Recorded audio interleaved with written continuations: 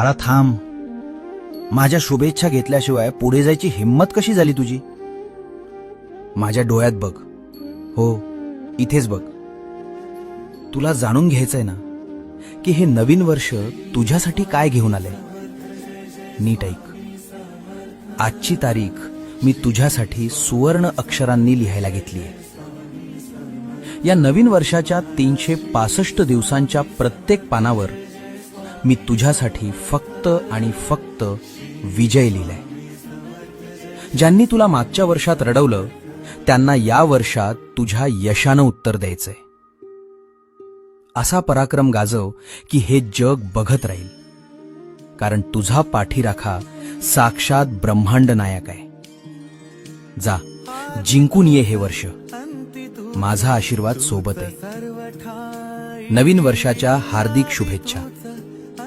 भिवू नकोस.